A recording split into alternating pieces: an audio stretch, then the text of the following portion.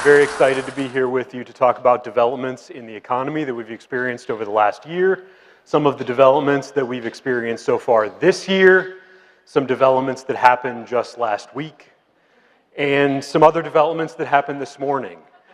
I know everyone was really excited for the inflation report that came out today, and so I'm going to tell you everything about that and what it means.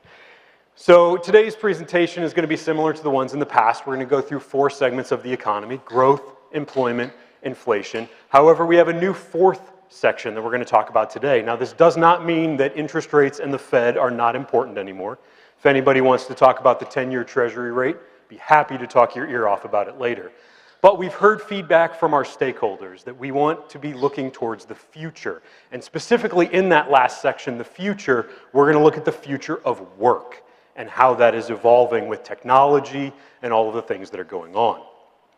Now, this year's presentation, also a little bit different in past years, could be called the state of the labor market instead of the state of the economy, because the labor market has really been the key area of development to watch, not just for the overall outlook, but for workers' compensation as well. And so with that, instead of starting in growth today, we're going to start with employment. And I'm going to start with a fact instead of a question. I know you guys probably are sick of my questions now.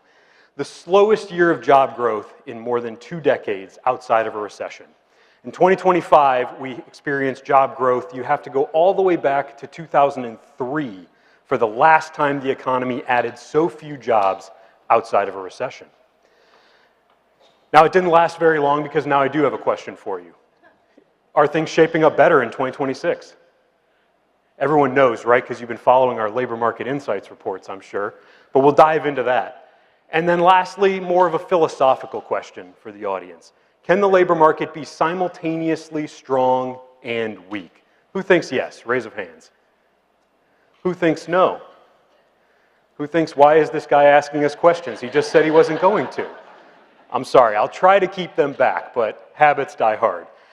So we're going to start today with what Donna showed you this morning in the state of the line. The labor market encapsulated between employment and wages. And this is because ultimately at the end of the day, the largest impact from the labor market on workers' compensation is on payroll.